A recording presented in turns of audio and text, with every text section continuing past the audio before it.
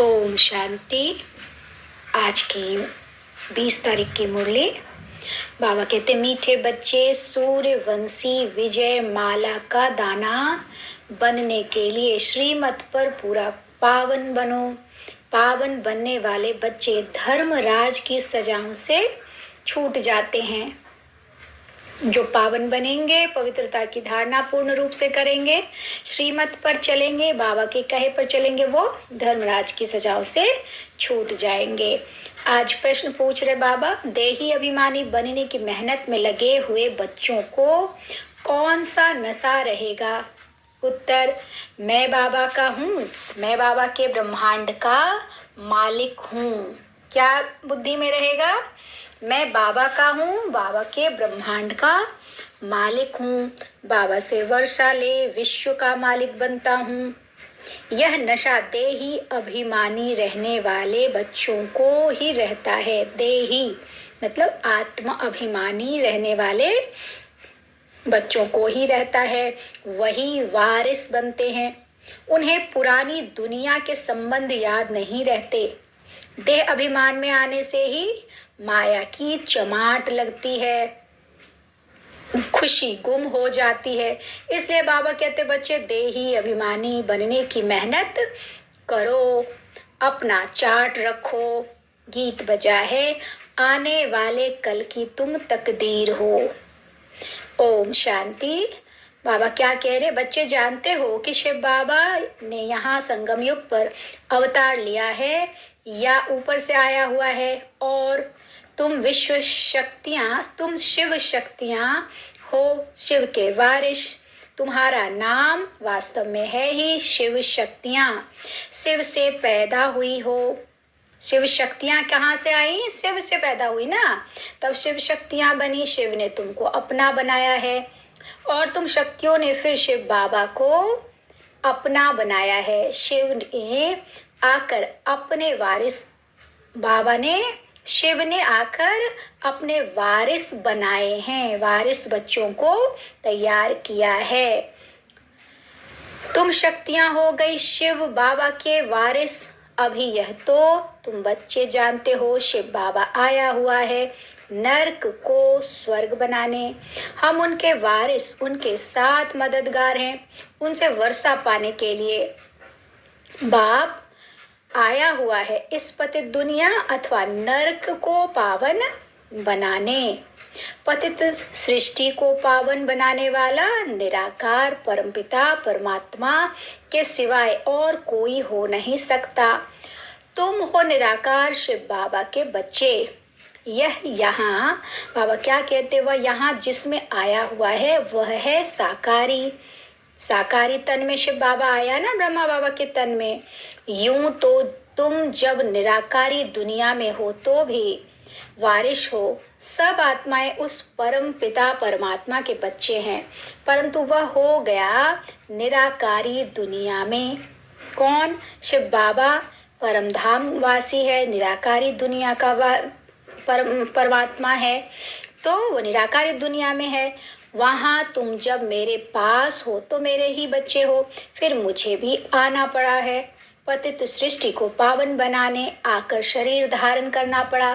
अब उस निराकारी दुनिया से बाप आया हुआ है, तुम बच्चों को वारिस बनाया है वर्षा देने के लिए। शिव शक्तियाँ तो मशहूर है ना, शिव शक्तियाँ अर्थात शिव की औलाद।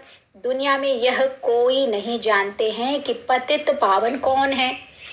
पतित दुनिया को जरूर कलयुग कहेंगे, पावन दुनिया को सतयुग। निराकारी दुनिया में तुम आत्माएं सदैव पावन रहती हो।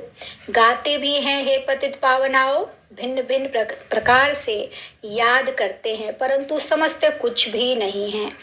यह नहीं समझते कि पावन बनाने के लिए जरूर कलयुग के अंत में संगम पर आएंगे। बाप कहते हैं, मैं कल्प कल्प कल्प के संगम युगे आता हूँ, आकर तुम बच्चों को अपना वारिस बनाता हूँ। गोया तुम डबल वारिस बनते हो। वैसे तो तुम शिव बाबा के बच्चे हो, परंतु अपने को भूल गए हो। बाबा हमें डबल वारिस बनाते हैं। कैसे बनाते हैं? शिव बाबा से भी वर्षा मिलता है और ब्रह्मा बाबा से भी मिलता है। बाबा कहते, शिव बाबा कहते, तुम सब वारिस हो ना, ब्रह्मांड में रहने वाले बच्चे, ब्रह्मांड के मालिक हो, फिर यहाँ सृष्टि पर आकर पाठ बजाना है। बाप को सभी याद तो बहुत करते हैं, जब बहुत दुखी होते हैं तो रड़ियाँ मारते हैं, हे भगवान रहम करो। अर्जुन तो बहुत दुख आने वाला है। अब बाबा कहते हैं बहुत दुख आने वाला है, जैसे चीनी आदि का कंट्रोल रखते हैं वैसे अनाज पर भी रखेंगे, फिर भूख मरेंगे। क्यों?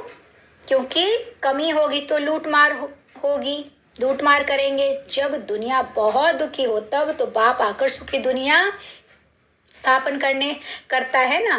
तो अब बाप की श्रीमत पर पूरा पावन बन दिखाना है। पूरा पावन बनने वाला ही सूर्यवंशी विजयमाला के दाने बनते हैं। वह धर्मराज की सजाएं नहीं खाएंगे। बाप हर एक बात अच्छी रीति बैठ समझाते हैं। जो पूरा पावन बनेंगे वो धर्मराज की सजा से बच जाएंगे। बाबा क्या कह रहे थे? बाबा क्या कहते हैं? यह तो समझाया है ना, जगत पिता है, जगत अम्बा भी है, परंतु उनका गीता में कुछ वर्णन है नहीं।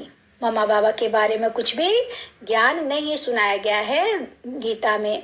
गीता का कनेक्शन सारा बिगड़ा हुआ है। बाबा कहते हैं भक्त भगवान को याद करते हैं, भगवान ही सब मनुष्यों की मनोकामना पूर्ण करते हैं, वही कर सकते हैं, इसलिए उनको याद करते।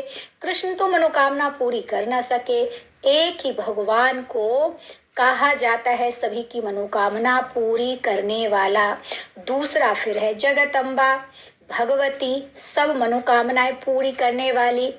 बाबा कहते जगत अम्बा कौन है? पूरा वारिस, ब्रह्मा की बच्ची, शिव बाबा की पौत्री, और मनुष्य बड़े बड़े राजाओं आदि के वारिस होते हैं।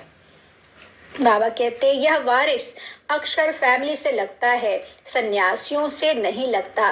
तुम जानते हो हम अब ही शिव बाबा के वारिस बने हुए हैं। वहाँ तो बाबा के साथ रहते हैं, वहाँ वर्षे की कोई बात नहीं। कहाँ? बाबा क्या कहते? फैमिली में लगता है वारिस, सन्यासियों के पास नहीं लगता। शिव बाबा के पास हम वर्षा लेने जाते हैं तो हम वारिस बन जाते हैं। यहाँ तो हमको वर्षा चाहिए, मिल्कियत है ना, स्वर्ग, वहाँ दुख की कोई बात ही नहीं होती। अब तुम बच्चों को दादे से मिल्कियत मिलती है, शिव बाबा से मिल्कियत मिलती है, तो उनको याद करना है। बाबा क्या कहते?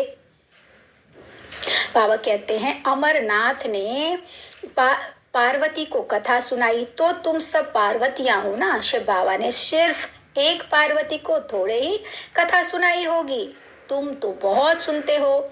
हम जो ये रोज कथा सुनते हैं मुरली, यही है अमरनाथ की कथा, और हम सब कौन है? पार्वतियां।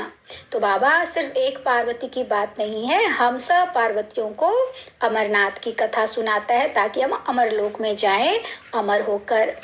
बाबा कहते सब याद करते हैं कि हमको पतित से पावन बनाओ। पावन बनाने वाला है एक कौन? कैसे पावन बनाते हैं?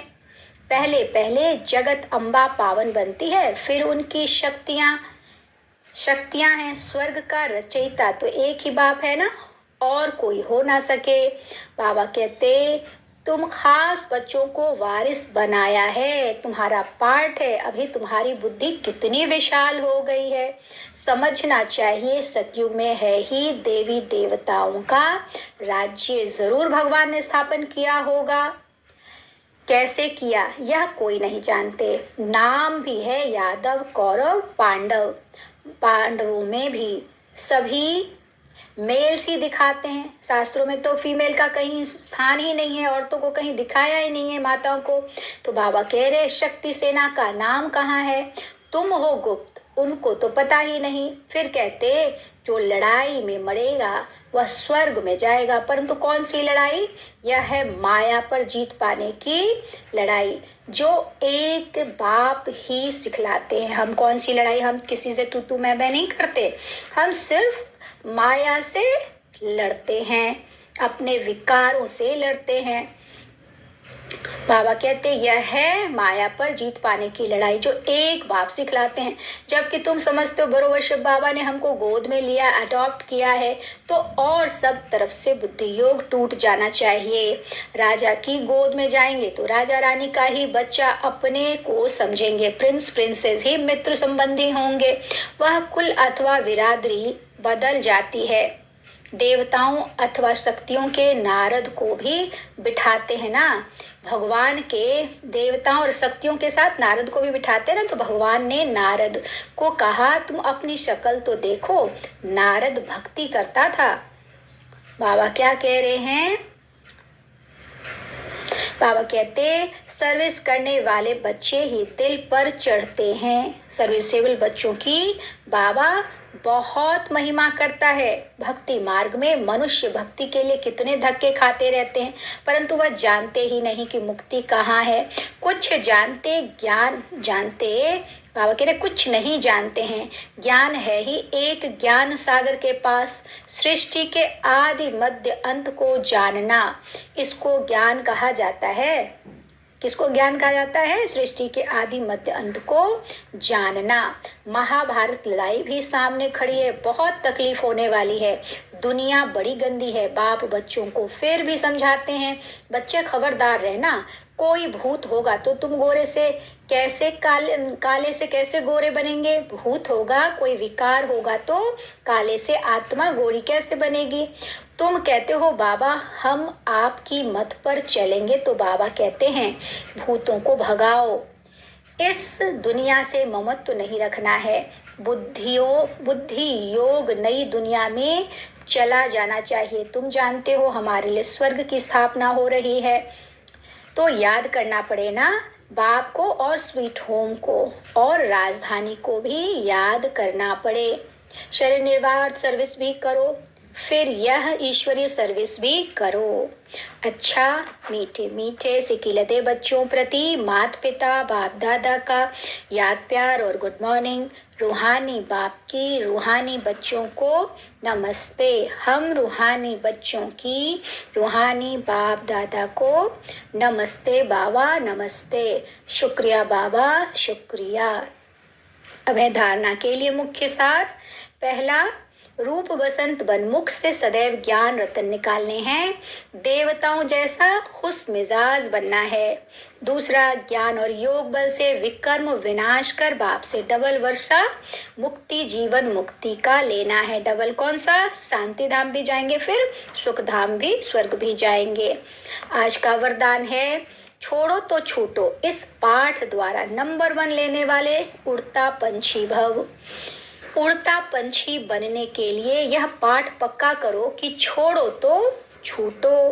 किसी भी प्रकार की डाली को अपने बुद्धि रूपी पांव से पकड़कर नहीं बैठना है। इसी पाठ से ब्रह्मा बाप नंबर 1 बने।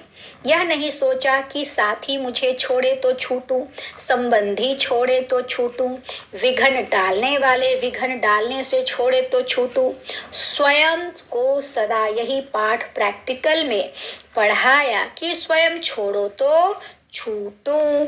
तो नंबर 1 में आने के लिए ऐसे फॉलो फादर करो, मतलब अपने संस्कार को बदलना है। कौन क्या कर रहा उससे हमें कोई मतलब नहीं, हमको जो करना है, जिस चीज़ के लिए बाबा ने हमें चुना है, पता तो चल ही जाता हम किस काम के लिए चुने गए हैं इस ज्ञान में। तो बाबा कहते सिर्फ उस पर ध्यान देकर आगे बढ़ो। उसमें आने वाली चीज़ों से लड़ना नहीं है, उसको अपनी बुद्धि से छोड़ दो। निभाना सबसे है, लेकिन बुद्धि में नहीं पकड़ के रखना है। आज का स्लोगन, जिनके संकल्प में एक बाबा है उनकी मनसा सदा शक्तिशाली है। कौन शक्तिशाली होगा? जो हमेशा बाबा के साथ रहता है। ओम शांति।